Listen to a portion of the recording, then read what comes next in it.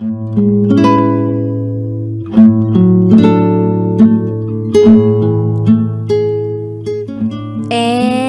now, it's time for DJ Rocky's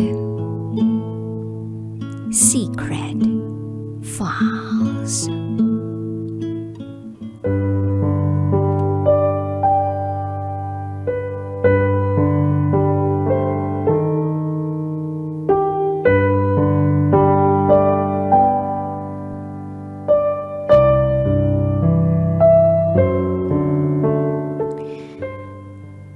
Pwede bang balikan kita kapag hindi kami nag-work?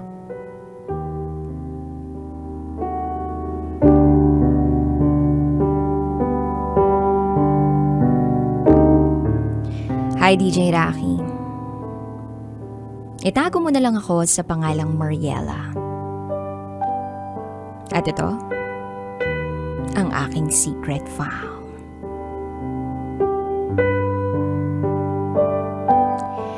25 years old ako. No boyfriend since birth dahil stricto ang parents ko. Until I met a guy. Naitago na lang natin sa pangalang Piel. Bata pa lang kami, ay magkakilala na kami. Dahil pares kaming taga Batangas.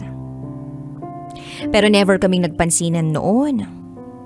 Madalas, nagtatama lang ang paningin namin kapag nagkakasalubong. Fast forward isang bakasyon, umuwi kami nila mama sa Batangas para makasama si Papa. Dahil doon siya naglalagi dahil presidente si Papa ng isang kumpanya. Kami namang magkakapatid, sa Maynila nag-aaral kasama si Mama. Dahil hands-on mother talaga siya. I saw him again after many years. The boy who always stares at me when I was a child. Binata na siya. Nakita ko pa nga siya sa basketball court kasama yung best friend niya na si Roy. Actually, 3 sila nung nililigawan daw ni Piel na si Rina. So, that night, nandun si Piel, Rina, and Roy. In fairness naman talaga, magkakasama pa sila. So, while they are talking about Piel and his Facebook side chicks, naka-receive ako ng friend request. Kinabahan ako. Pagkakita ko, OMG. Kilala ko to.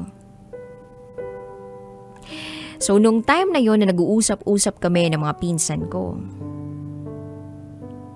si Piel yun na nag-send sa akin ng friend request.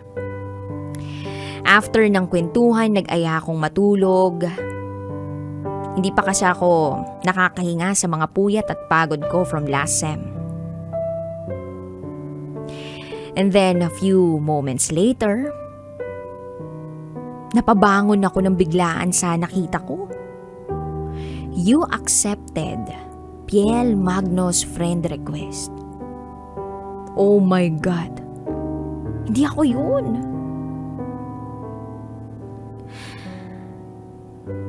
Hindi ko lang napigilan ang sarili ko kasi alam ko na hindi ko naman siya inaccept. Hindi ko rin gusto yung profile picture niya.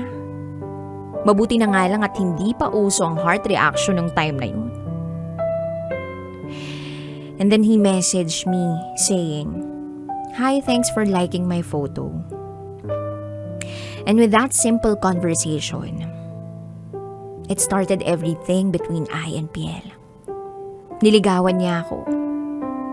He let go of his side chicks and even Rina, na alam kong nililigawan niya that time. I can feel his sincerity and loyalty. 2 years of happiness, naging dedicated na rin siyang mag-aral. Naging malapit rin siya sa mga parents niya. Not like before. Broken family kasi sila. At lumaki sa lolo si Piel. Ako naman, bumalik ng Maynila for my studies. Naiwan si Piel sa probinsya kasi hindi niya pwedeng iwanan ng lolo niya. Doon siya nag-aaral ng engineering. We always communicate naman. At may mga mata rin naman ako sa school ni Piel. Because Allison, Anna, and Ariza, my cousins, study in the same school. Sabi nila, Piel is doing well naman. Focus sa pag-aaral, walang kahit sinong chicks. Palagi na raw din tumatanggi kapag may nag-aaya ng inuman. Malayong malayo sa Piel na kilala sa Batangas. Rina and I studies in the same school. Dati, nagpapansinan kami kapag nagkakasalubong sa campus.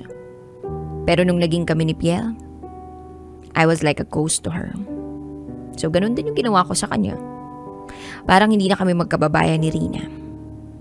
Hindi ko rin talaga maintindihan kung anong rason niya. Malinis kaya ang konsensya ko. Wala akong inagawan. Tinigil ni Piel yung panliligaw sa kanya nung simula ng ligawan niya ako. At nung maging kami, lahat alam yun. Walang sila. Kaya hindi ko maintindihan ang pinuputok ng budhi niya ngayon.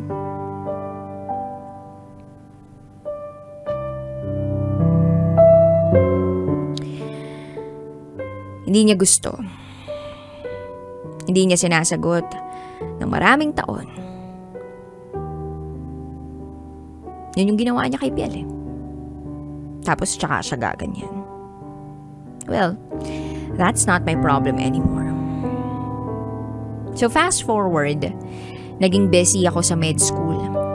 Hindi kami laging nagkakausap ni Piel. So I was really happy na mag-transfer siya malapit sa school ko. I can see his efforts just to see me. Tinanong ko pa nga siya kung sino ang makakasama ng lolo niya. Umuwi na raw doon ang mama niya para ito ang mag-alaga. But everything has changed. Imbes na mapalapit kami sa isa't isa, parang mas napalayo pa. Hindi na niya ako madalas sinusundo sa school. Kahit text, hindi na rin. Tinutokso nga ako ng mga kaklase ko na may date na naman daw ako, na nakita nila si Piel. But at the end of the day, wala namang Piel na sumusundo sa akin. Fast forward, months rin namin ni Piel. Bumisita kami sa Pangasinan sa father side niya. Doon kami nag-celebrate. First time ko nun sa Pangasinan. Pero hindi naman ako na-bother kasi kasama ko naman si Piel. Nag-commute lang kami noon at pansin ko na ang katahimikan. Hinuwakan ko yung kamay niya. Pero na-hurt ako nang hindi niya rin hawakan pabalik yung kamay ko. Pero hinawakan ko pa rin yung kamay niya. Itinatak ko sa isipan ko na kapag may isang nanghihina, kailangan maging malakas nung isa. At ako dapat yung maging malakas. His family is excited to see me. Masaya kami lahat except for Piel. Palagi niyang hawak yung phone niya. Pansin ko yun habang nagkukwentuhan kami ng papa niya. Hindi naman siya ganun eh.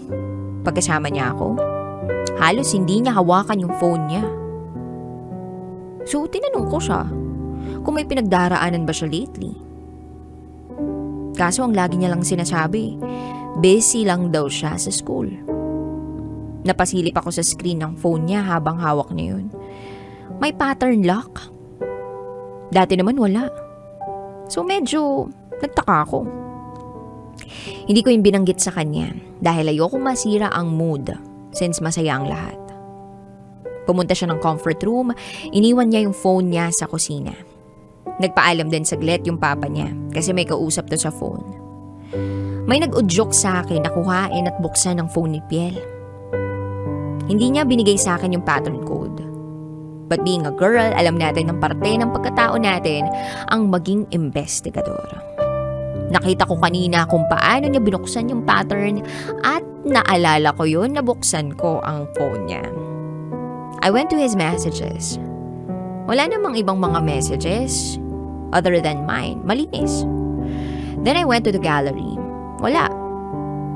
Wala nang mga pictures namin doon. Even my selfies na pakatago-tago niya, wala na. And what I saw was a bunch of pictures of the woman that he used to love for 12 years. Nanginginig yung kamay ko na binuksan ng Facebook niya.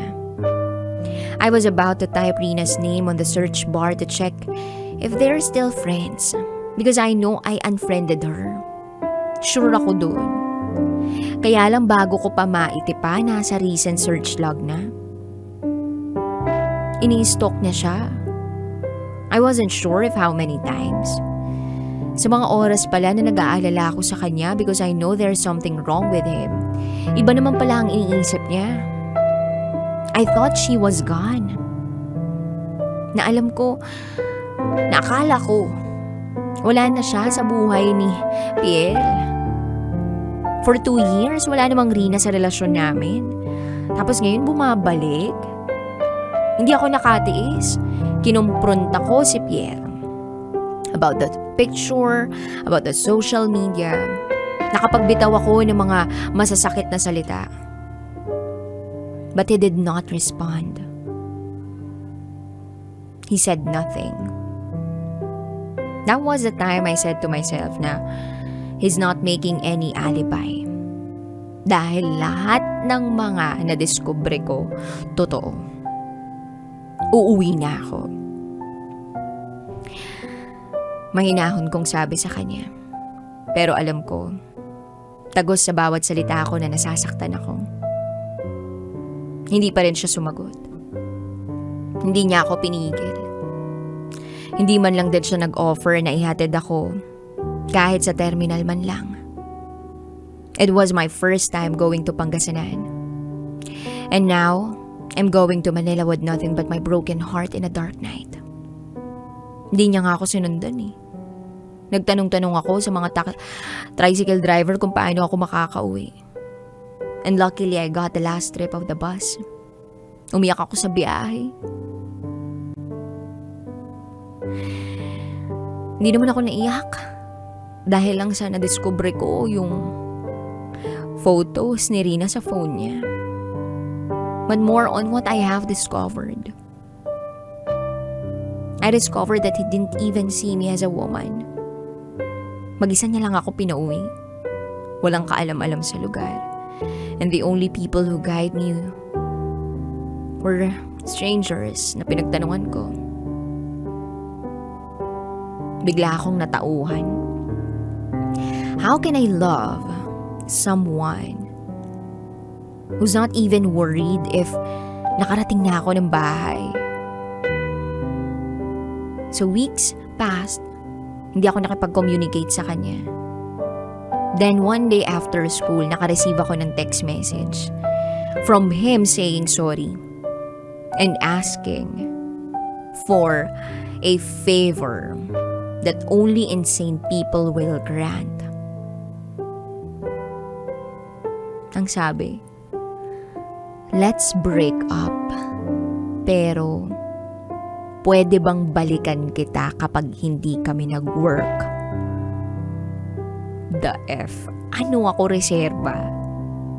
In my entire life, I've never been a number 2 in all terms in life.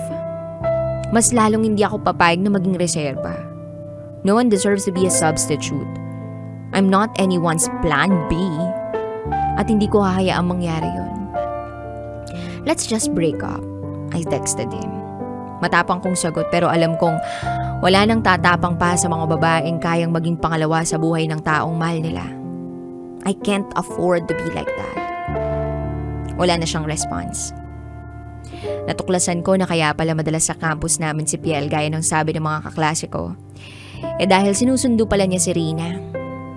Kami pa noon ni Piel pero tinatrabaho na nila ang isa't isa. Like hello, akala ko ba ayaw mo kay Piel? Now that we're happy, you are jealous, you want him back? Then after breaking up with him that day, next day binabawi niya ang sinabi niya. Gusto niyang magbalikan kami. Pero sobrang baba na ng tingin ko sa sarili ko at mas bababa pa kapag hinayaan ko uli siyang ibaba pa ako. Anong akala niya sa akin? Pwede niyang balikan anytime? That I will always be available for him? Na magkukumaghug ako para sa kanya? I refuse to fix our relationship because that's the only way to save myself from the severe pain. Pagkatapos kong tumanggi, nabalitaan kong bumalik na ng Batangas si Piel. And even Rina transferred. Sinubukan kong wag makibalita because I wanna start moving on. Kaya lang, may mga pagkakataong kahit anong iwas mo, ang balita ang kusang lalapit. Madalas daw makitang magkaangkas sa bisikleta sina Piel at Rina. Usap-usapan daw sa probinsya namin na kung hindi ako dumating sa buhay ng dalawa, matagal na sana silang magkarelasyon. Wow lang ha. They even ruined our family's name. Sila daw ang popoy at basyas ng lugar. At ako raw, I'm just nothing but an extra. Dumaan lang sa buhay nila. Matapos ang maraming taon, sila pa rin daw talaga magkakatuluyan. What an amazing story. Kung wala lang sana silang nasasaktan. And that girl should thank me. I made her realize Piel's worth. But in return, that man forgot my worth. And I also forgot mine. After a year, sinubukan kong kalimutan siya. Sabi ko sa sarili ko, hindi mo na ako magbo-boyfriend. Hanggang hindi pa ako nakakapagtapos ng pag-aaral. But then, I was in 4th year college when I met Carius. Total opposite ng ex ko. Kung si ex, introvert, si Carius, sobrang daldal, makulit, very transparent. We started as friends, friendly dates, lagi niya ako ina-update about his day. Noong una, I find it kinda annoying, kasi nga, busy ako sa school. Hanggang sa namamalayan ko na nagkukwento na rin ako sa kanya sa mga nangyayari sa maghapon ko. I remember that my ex saved photos of Rina on his phone nung kami pa. Bastos, diba? Pero hindi ko alam kung mas bastos si Carius kasi hindi pa naman kami nilagay. Aba, nilagay niya na yung selfie niya sa wallpaper ng phone ko. Tawang-tawa ako noon. Muntik pang ang makita ng mga chismosa kong pinsan nang bumisita sila sa akin sa Maynila. Hatid sundo ako ni Carius. Sa bagay, gano'n naman talaga pag magkarelasyon. But yung papa ko, against us, our relationship. Mula kasi sa mahirap na pamilya si Carius. May extra siya, paminsan, as construction worker kapag walang pasok. Pero, ganun siguro talaga pag only child. Mahigpit, lalo na ang ama. May pagkakataon pang ang itinitirik kami ng motor ni Carius. But never akong nainip or nainis kasi masayang kausap. With his funny jokes and plans about the future. Sabi niya sa akin, give me 5 years. Hindi ka na mababasa ng ulan. Huminto kami nun sa tabi ng daan. Isinuot niya sa akin ang kupas pero malinis niyang jacket. I know you have lots of car pero wala nang masasarap pa. Pag sa sasakyan na ni Engineer Carius, bayhon ka sasakay. Siyempre doon ka sa harap bilang misis ni Engineer. Nangangarap na sabi ni Carius. Every time na mangangarap siya tungkol sa amin, I can see how his eyes shine. Mrs. ng engineer. Hindi pa nga kita sinasagot eh. Natatawang sabi ko. Hindi pa. That means sasagutin in the future.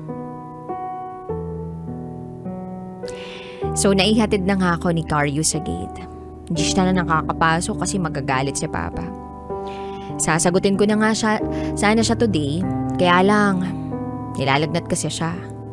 Biling ko pa naman, umuwi na siya at magpahinga sa bahay. Baka kapag sinagot ko siya, hindi ka agad umuwi yun. And then I was about to open the gate when I heard the familiar voice. Sorry, Mariela. Hindi ko kinakailangan tingnan yung taong yun. Kasi kilalang kilala ko yung boses na yun. How could I forget someone who cheated on me? Who offered me to be an option? Someone who ruined the image of my honorable family. Hindi ako nagsalita because I know the truth, no? Hindi ako ang malandi. Hindi ako nang agaw. Ako pa nga ang inagawan eh. I'm really sorry, Mariela, for hurting you back then. Yun lang. Sarkastiko ko siyang nilingon. Sorry for cheating on you. Well, I already accepted that you cheated on me. Kaya nga tinapos ko na lahat sa atin eh. Sorry for letting you go home alone. I wasn't really okay that time, Mariela. I was confused. Carius is sick, but he managed to drive 4 hours in a bad weather just to make sure that I'll be going home safely. So stop your excuses, Piel. Hindi mag-work. Sagot ko sa kanya. Pero nagpumilit itong si Piel. So tinanong ko siya, bakit di ba kayo nag-work? Hindi siya makasagot. But that silence means na hindi nga sila naging okay. Na hindi tama ang pinili niya. Go back to her. You sacrificed me because of her. Panindigan mo like she's your own project, Engineer Mariano.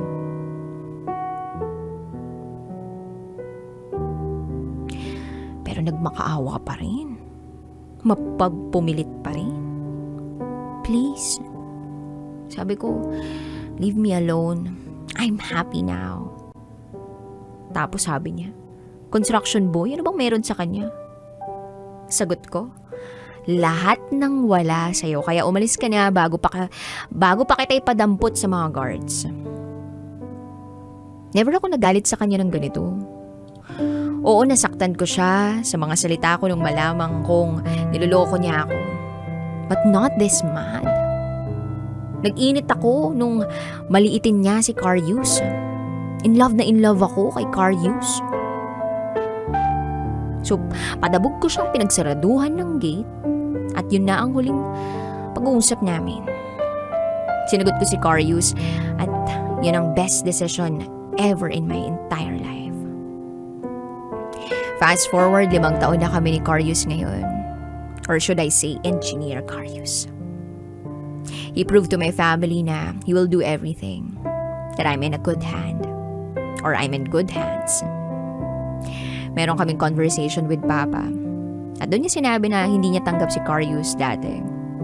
Not because he is poor, but because my father is guarding my heart for the second time. Alam niya raw kasi kung gaano ako nasaktan noon. And one day, in a coffee shop in a place where you can see the beautiful Taal volcano, a patient asked for a consultation. Ayaw niya raw kasi sa ospital dahil takot siya, pandemya. Na-surprise ako nung makita ko kung sino yung pasyente. It was Rina, with my ex-PL. I'm your patient po. I can feel that merong pagmamalaki nang banggitin niya yung pangalan niya. Yung last name niya. Surname. Rina Magno. Kilala naman namin ang isa't isa. Pero she just wanna brag na kasal na silang dalawa. Di naman makatingin sa akin ng diretso si Pierre. So sabi ko, nice to meet you, Mr. and Mrs. Magno. By the way, I'm Dr. Mariela Mariano Bayhon. I offered a shake hand to Rina with a genuine smile. Nakita ko naman ang pagkagulat sa mukha ni Piel.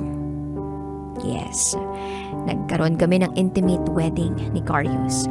Family and closest friends lang ang imbitado. So niresitahan ko si Rina ng vitamins para sa pagbubuntis niya. So yun. Biglang nag-flashback sa akin yung gabi na nakikipagbalikan sa akin si Piel. Napailing na lang ako. Kung masama ako, pwede kong sabihin yun kay Rina para mawala ang pagmamayabang niya sa akin. But I'm not like her. I have no time for that. And I am living the best years of my life with my husband, a construction worker before, who became an engineer and starting his own construction firm now, soon to be a father. I hope may natutunan kayo. Always remember that you will not be an option. And if you choose not to be, there's no problem on walking away. Love yourself more. Love yourself more. And one day, someone will see your value 10 million times than your actual value. Hanggang dito na lang po, DJ Raki. Muli, ako si Mariela. At ito, ang aking secret file.